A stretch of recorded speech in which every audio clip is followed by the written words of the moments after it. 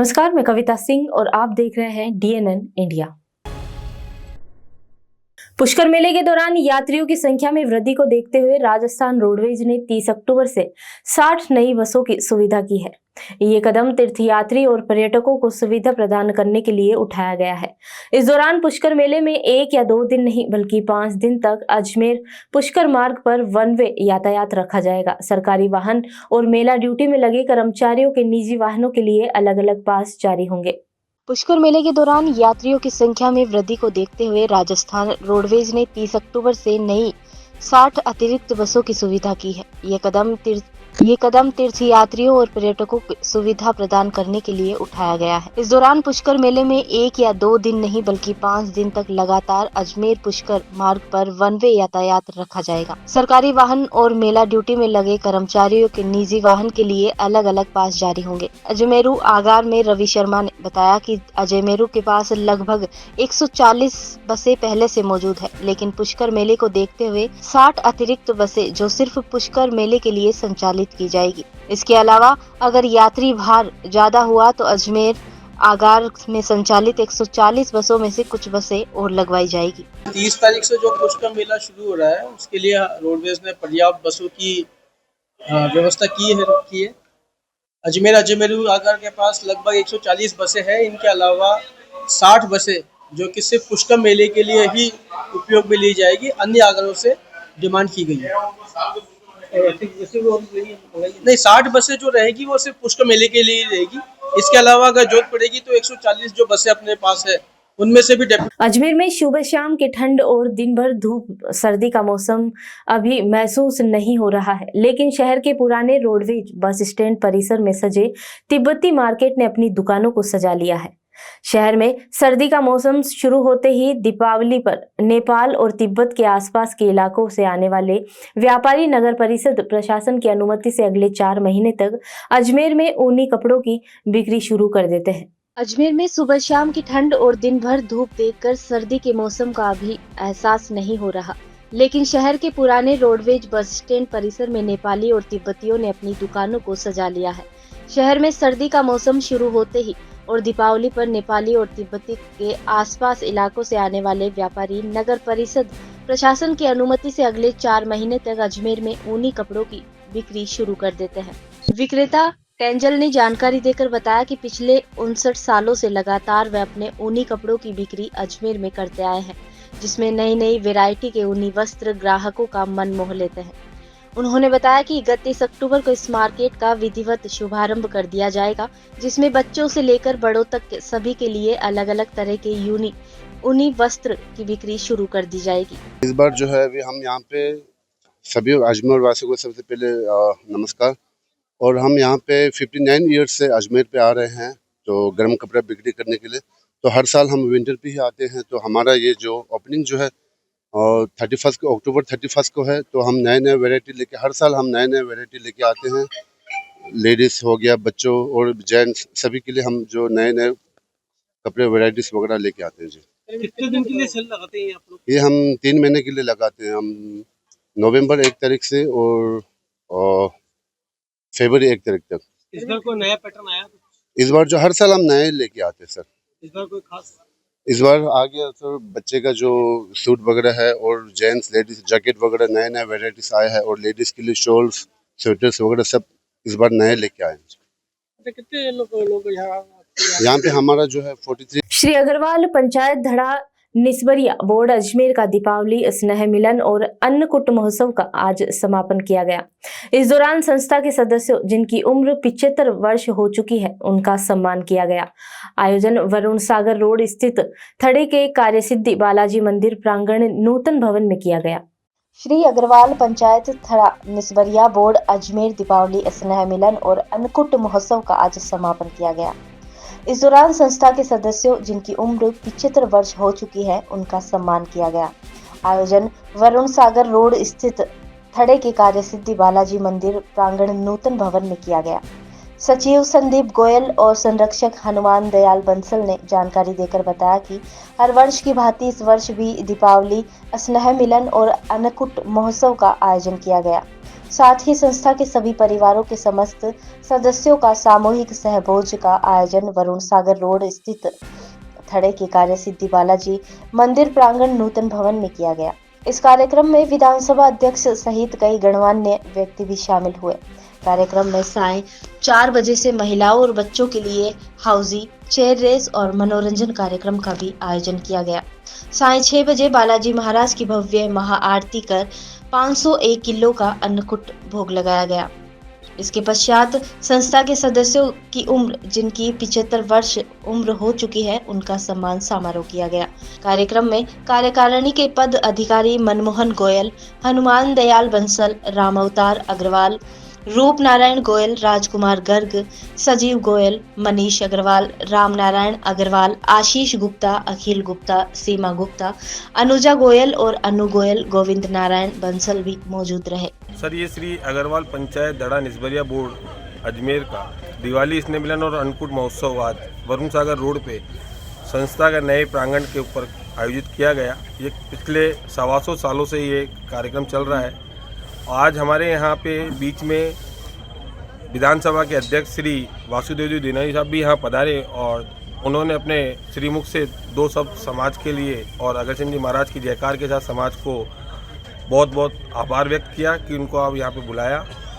आज यहाँ संस्था के 125 परिवार के सभी परिवार सहित यहाँ पधारे और सहभोज का आयोजन किया गया था, उसमें आनंद लिया। बालाजी महाराज की यहाँ हमारी विशाल मूर्ति है जिसका हमने महाआरती कर यहाँ पे बालाजी महाराज का अन्नकूट महोत्सव मनाया गया। ये जगह वरुण सागर रोड पे स्थित है। श्री अग्रवाल दड़ा निस्बरियान बोर्ड का अन्नकूट महोत्सव और दिवाली समारोह मनाया गया। हमारी संस्था में करीब 127 मेंबर हैं और 127 मेंबर सह परिवार यहाँ आए। करीब 400-450 आदमी आए और बड़ा अच्छे वातावरण के अंदर दिवाली स्नेह मिलन और अन्नकूट महोत्सव मनाया। बालाजी महाराज के प्रसाद चढ़ा के अन्नकूट का और भोजन प्रसादी चालू करी और सबने इसका स्वादिष्ट लाभ उठाया और बड़ा अच्छा कार्यक्रम रहा। और सब कार्यकारिणी और सब कर्ता को मेरा धन्यवाद है कि उन्होंने इसको सुचारू रूप से किया। किस जगह आयोजित हुआ वैसे? ये वरुण सागर रोड के ऊपर हमारी एक नवीन प्रांगण में ये कार्यक्रम हुआ। और वैसे कौन-कौन धड़े के अलावा कौन-कौन उपस्थित रहे? वैसे धड़े के अलावा हमारे धड़े के मेंबर के अलावा समाज के जितने प्रबुद्ध धड़े वाले हैं या अन्य संस्थाओं के हैं उनके प्रेसिडेंट, सेक्रेटरी वगैरह सब आए और मीडिया के लोग भी आए। विधानसभा अध्यक्ष श्री देवनानी जी भी पधारे और उन्होंने अपना आशीर्वचन कहे और ये बड़ा अच्छा कार्यक्रम हुआ। आपका परिचय? मैं हनुमान दयाल बंसल, संरक्षक निस्बरियान दड़ा बोर्ड अजमेर। अजमेर शहर में छठ पूजन के लिए समस्त तैयारियां संपन्न कर दी गई है। सार्वजनिक जन एकता पूजा समिति की ओर से मुख्य सामूहिक कार्यक्रम आजाद पार्क में किया जाएगा। यहाँ लोग 27 अक्टूबर की शाम और 28 अक्टूबर की सुबह सूर्य को अर्घ्य देंगे। नगर निगम की ओर से आजाद पार्क के कुंड की सफाई शुरू कर दी गई है। अजमेर में छठ पूजन के लिए समस्त तैयारियां कर दी गई है। सार्वजनिक जन एकता पूजा समिति की ओर से मुख्य सामूहिक कार्यक्रम आजाद पार्क में आयोजित किया जाएगा। यहाँ लोग 27 और 28 अक्टूबर को सुबह सूर्य को अर्घ्य देंगे। नगर निगम की ओर से आजाद पार्क के कुंड की सफाई करवा दी गई है। संरक्षक संजीत कुमार ठाकुर ने बताया कि प्रतिवर्ष की भांति इस वर्ष भी आजाद पार्क में नगर निगम की ओर से समस्त व्यवस्था कर दी गई है। इस दिन छठ पूजा के पहले व्रती स्नान के बाद सात्विक भोजन से व्रत शुरू करते हैं और घर की महिलाएं सुबह जल्दी उठकर केठुआ प्रसाद बनाती है और पूजा संपन्न के बाद सभी में बांटा जाता है। ये प्रसाद पवित्र और सेहतमंद माना जाता है। वहीं संस्था के अध्यक्ष राजीव गुप्ता ने बताया कि पिछले 10 सालों से सार्वजनिक समिति की ओर से इस पूजा का आयोजन आजाद पार्क में करवाता आया है, जिसमें नगर निगम द्वारा पूजा का पूरा सहयोग किया जाता है। उन्होंने बताया कि नगर निगम की ओर से कुंड तैयार करवा दिया गया है, जिसमें सभी महिलाएं उगते हुए सूर्य और डूबते हुए सूर्य को अर्घ्य देती है। साथ ही समिति में आने जाने वाले सभी लोगों के लिए खाने पीने की व्यवस्था समिति की ओर से करवाई गई है। सबसे पहले तो मैं समस्त क्षेत्रवासियों और हमारे जो भी धर्म के लोग हैं उनको छठ पूजा की हार्दिक शुभकामनाएं देता हूं। मैं राजीव गुप्ता, अभी मैं आज़ाद पार्क में खड़ा हूं, जो पिछले 10 साल से हम लोग अपने सार्वजनिक जन एकता पूजा समिति के बैनर के तले इस पूजा का आयोजन आज़ाद पार्क में कर रहे हैं, जिसमें हमारे नगर निगम का बहुत अच्छा सहयोग रहता है। आप यहाँ पे जो टेंट लगे हुए देख रहे हैं, ये निगम के द्वारा है। ये जो मूर्ति विसर्जन का जो कुंड है, निगम के द्वारा हमें बहुत ही अच्छे तरीके से साफ कर करके और इसमें स्वच्छ पानी भरवा करके दिया जाता है। और अभी हमारे यहाँ समिति की तरफ से शाम के लिए जो भी श्रद्धालु आते हैं उनके लिए भोजन पानी की भी व्यवस्था होती है यहाँ पर। और साथ ही हमारे समिति के द्वारा कल मंगलवार को यहाँ पे समिति के द्वारा सुबह आज़ाद पार्क के बाहर में ठेकुआ प्रसाद, जो छठ पूजा का मुख्य प्रसाद है, उसको यहाँ पे वितरण किया जाता है।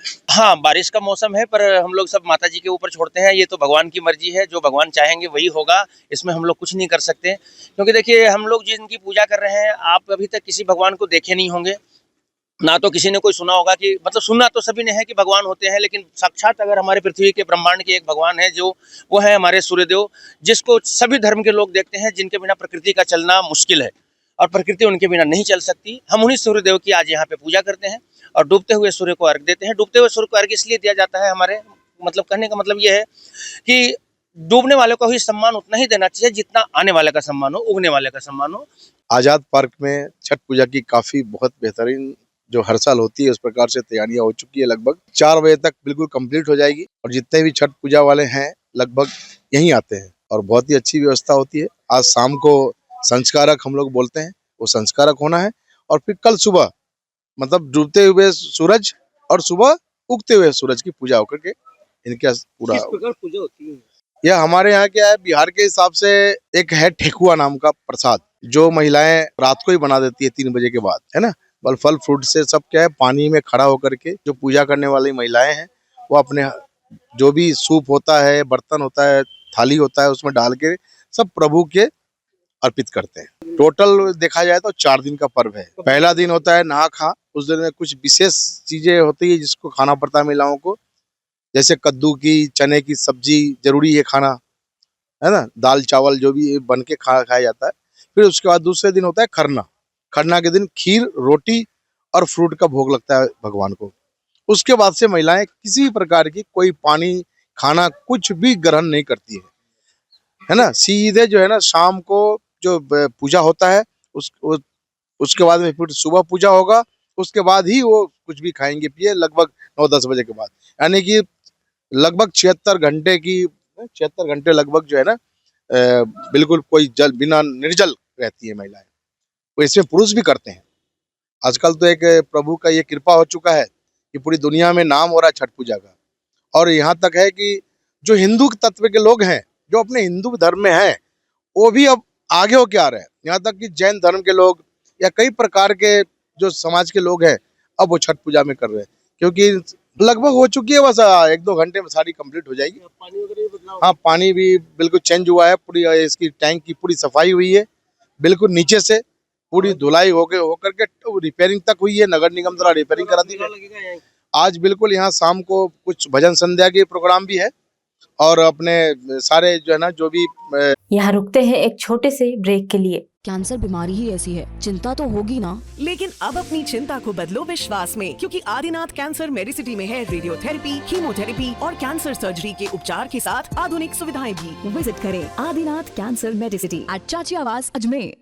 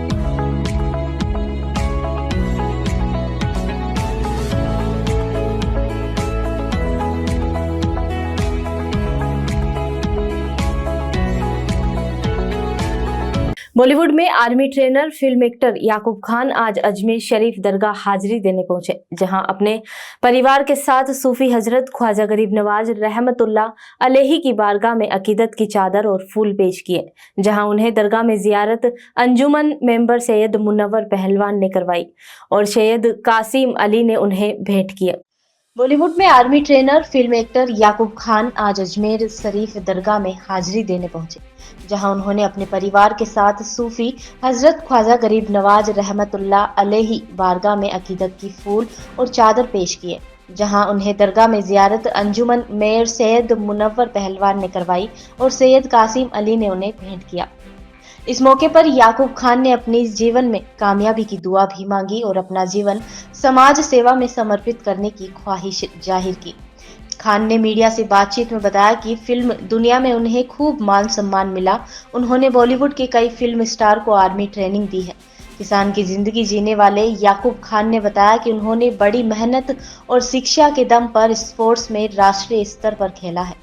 मुंबई में उन्होंने सरकारी नौकरी की ट्रेनिंग के लिए एक ट्रेनिंग सेंटर भी खोला और मानव सेवा में देश हित में आम लोगों को आर्मी ट्रेनिंग फ्री दी है। इसी तरह उन्होंने आगे बॉलीवुड में कदम रखा और कई बॉलीवुड सितारों को आर्मी की ट्रेनिंग दी। खान ने बताया कि उन्हें देश सेवा और समाज सुधार की लगन रही है। बॉलीवुड में ज्यादा दिलचस्प नहीं थी, मगर फिर भी कई फिल्मों में आर्मी ऑफिसर की तरह कई रोल किए। इस कामयाबी पर वो अल्लाह का शुक्र अदा करते हैं। उन्होंने बताया कि अपने पिता से प्रेरित होकर वो अपने जीवन को मानव सेवा और देश सेवा में जुट गए। अजमेर दरगाह पहुंचने पर याकूब खान का खुदामे ख्वाजा ने साफा बांधकर स्वागत किया और जिंदगी में कामयाबी की दुआओं से भी नवाजा। मैं हिंद वली के मेरे गरीब नवाज रहमतुल्लाह अलैह के दरबार में आया हूँ। इस देश के अंदर अमन चैन कायम हो और ये हिंदुस्तान खूब तरक्की करे और सारी दुनिया में नाम रोशन हो हमारे हिंदुस्तान का, और सब जितने भी धार्मिक लोग हैं वो सब अपने अपने धर्म का पालन करते हुए इस देश के विकास में खूब सहयोग करे और इस देश को आगे बढ़ाए और सब भाइयों में आपस में प्यार मोहब्बत से, चाहे परिवार हो चाहे देश हो, क्योंकि जिस देश और परिवार में आपस में मेल जोल होगा वो ही देश तरक्की करती है। सारी दुनिया में नजर उठा के आप देख सकते हो, कोई भी देश जहाँ पे आपस में झगड़े फसाद होगा वो देश तरक्की नहीं कर सकता। तो इसलिए मेरे गरीब नवाज के दरख्वास्त करता हूँ और मैं मेरे ख्वाजा गरीब नवाज से मेरे रब से दुआ करने के लिए इल्तिजा करता हूँ और मैं भीख मांगता हूँ कि इस देश के अंदर अमन और चैन कायम रखे और सबको खूब कामयाबी तरक्की। विश्व प्रसिद्ध अंतर्राष्ट्रीय पुष्कर मेला इस वर्ष बड़ी धूमधाम से शुरू हुआ। देश के अलग अलग राज्यों से आए पशुपालक अपने खास नस्लों के घोड़े, ऊंट और अन्य पशुओं के साथ मेले में पहुंचे। वहीं हर वर्ष की तरह जयपुर के अभिनव तिवारी सबसे छोटा घोड़ा लेकर अन्य पशुओं के साथ मेले में पहुंचे। पिछले वर्ष अभिनव तिवारी ने दुनिया की सबसे छोटी गाय प्रदर्शित की थी। विश्व प्रसिद्ध अंतर्राष्ट्रीय पुष्कर मेला इस वर्ष बड़े धूमधाम से शुरू हुआ है। देश के अलग अलग राज्यों से आए पशुपालक अपने खास नस्लों के ऊंट, घोड़े और अन्य पशुओं के साथ मेले में पहुंचे हैं। वहीं हर वर्ष की तरह जयपुर के अभिनव तिवारी सबसे छोटा घोड़ा और अन्य पशुओं को लेकर आए हैं। पिछले वर्ष अभिनव तिवारी ने दुनिया की सबसे छोटी गाय प्रदर्शित की थी। जयपुर के अभिनव तिवारी ने कहा कि पिछले 7 सालों से तरह तरह के पशुओं को मेले में लेकर आते रहे हैं। इस बार उन्होंने सबसे छोटे घोड़े को मेले का आकर्षण केंद्र बनाया है। उन्होंने बताया कि इस बार छोटे घोड़े के साथ अन्य पशु जैसे छोटी गाय, देशी नस्ल की गाय को भी शामिल किया है। इन गायों की खुराक इनके हाइट के अनुसार होती है। अभिनव ने इस बार 28 इंच से लेकर 34 इंच तक की गायों को शामिल किया है। वहीं पालतू घोड़े की सबसे छोटी नस्ल सेटलैंड पोनी को मेले का आकर्षण केंद्र बनाया है। मैं पुष्कर मेले में पिछले 6-7 साल से आ रहा हूँ। नाम मेरा अभिनव तिवारी है, जयपुर से हूँ। मारवाड़ी हॉर्सेस वगैरह हम लेके आते हैं। पिछली बार हम खाली पुंगनूर नस्ल की छोटी वाली गाय लाए थे। इस बार घोड़ों के साथ साथ जो घोड़ों की सबसे छोटी ब्रीड है पोनी हॉर्स, वो भी लेकर आए हैं, प्लस छोटी गाय वगैरह सब लेके आए हैं। कैसे इसको मतलब पाल पोस करते हो, क्या है, दूध देती है क्या नहीं? क्या गाय हैं, गाय तो दूध देगी। जो शुद्ध देसी नस्ल की तीनों गाय हैं, तो तीनों ब्रीडें हैं, तो तीनों दूध भी देती है। और जो अपनी देसी गाय खाना खाती है सेम उनके टाइप का खाना है, बस जितनी इनकी हाइट है उतना ही खाना खाती है। कितनी हाइट रहती है इनके लिए? मिनिमम मेरे पास 28 इंची से लेकर 34 इंची तक की गाय है। इस बार आपने छोटे छोटे घोड़े लेके आए, कौन कौन से नस्ल के? ये जो पालतू हॉर्स की सबसे छोटी ब्रीड होती है शेटलैंड पोनी, बेसिकली स्कॉटलैंड की नेटिव ब्रीड है, वो है ये। प्रधानमंत्री नरेंद्र मोदी द्वारा चलाए जा रहे योजनाओं के तहत अजमेर के व्यापारिक संघ द्वारा पोस्टर विमोचन किया गया। श्री अजमेर व्यापार महासंघ द्वारा बाजारों में जाकर प्रत्येक व्यापारियों को स्वदेशी वस्तु का उपयोग करने की सलाह दी। इस दौरान इस संघ में 131 सदस्यों ने बढ़ चढ़कर हिस्सा लिया। प्रधानमंत्री नरेंद्र मोदी द्वारा चलाए जा रही योजनाओं के तहत आज अजमेर के व्यापारी संघ द्वारा पोस्टर विमोचन किया गया। श्री अजमेर व्यापारी महासंघ द्वारा बाजारों में जाकर प्रत्येक व्यापारियों को स्वदेशी वस्तुओं का उपयोग करने की सलाह दी गई। इस दौरान संघ के 131 सदस्यों ने बढ़ चढ़कर हिस्सा लिया। अध्यक्ष महेंद्र बंसल ने जानकारी देकर बताया कि प्रधानमंत्री नरेंद्र मोदी ने देशवासियों से स्वदेशी अपनाने का आह्वान किया है। उन्होंने कहा कि जब हर भारतीय स्वदेशी वस्तुओं का उपयोग करेगा तब भारत आत्मनिर्भर बनेगा और देश की अर्थव्यवस्था और भी मजबूत होगी। प्रधानमंत्री युवाओं से वोकल फॉर लोकल अभियान को जन आंदोलन में बदलने की अपील की है। मोदी ने कहा कि विदेशी वस्तुओं की जगह देशी उत्पादों को अपनाना ही सच्चा देशभक्ति का मार्ग है। वहीं मोहनलाल ने बताया कि सभी शहरवासियों से निवेदन है कि वे ज्यादा से ज्यादा स्वदेशी वस्तुओं का उपयोग करें, जिससे भारत को नई मजबूती मिलेगी। उन्होंने स्वदेशी का अर्थ समझाते हुए कहा कि ये स्वयं के निर्माण से बनी वस्तुओं का ही उपयोग करें। जब निर्माण अपना होगा, खरीदार अपने होंगे तो भारत राष्ट्र को ऊंचाइयों तक पहुंचने से कोई नहीं रोक पाएगा और भारत की अन्य देशों पर निर्भरता खत्म हो जाएगी। भारत के प्रधानमंत्री माननीय नरेंद्र मोदी जी की जो मुहिम चल रही है उसमें श्री अजमेर व्यापारिक महासंघ जो अजमेर का एक बहुत बड़ा संगठन है, श्री अजमेर व्यापार महासंघ के साथ अजमेर के 131 व्यापारिक एसोसिएशन है और श्री अजमेर व्यापार महासंघ ने एक ही बीड़ा उठाया है कि जैसा कि नरेंद्र मोदी हमारे प्रधानमंत्री जी चाहते हैं उसी तर्ज पर श्री अजमेर व्यापार महासंघ एक काम कर रहा है कि हमारे सभी व्यापारी जितने हमारे एसोसिएशन हमारे महासंघ में जुड़े हुए हैं उन हर बाजार में जाके हम व्यापारी समझाइश कर रहे हैं और उनको एक ही दिशा निर्देश दे रहे हैं कि हम जितना हो सके स्वदेशी अपनाओ और भारत को मजबूत बनाओ। अगर हम जैसे भारत के बनी हुई चीजें निर्यात करेंगे और लेंगे खरीदेंगे, और एक हमारा आग्रह ये सारे व्यापारियों से अजमेर की जनता से है, आप अपने पड़ोसी दुकानदार से खरीदारी करें, ऑनलाइन खरीदारी नहीं करें। इससे हमारा व्यापारी मजबूत होगा, व्यापारी मजबूत होगा, हम मजबूत हो गए, हम मजबूत होंगे तो भारत मजबूत होगा।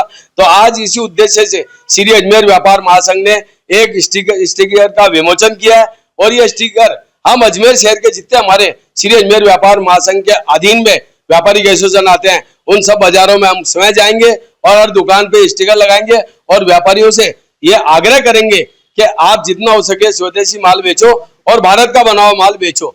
यही हमारा श्री अजमेर व्यापार महासंघ। खबरों के सफर में अभी सिर्फ इतना ही, फिर मिलते हैं नई खबरों के साथ। तब तक मुझे दीजिए इजाजत। नमस्कार।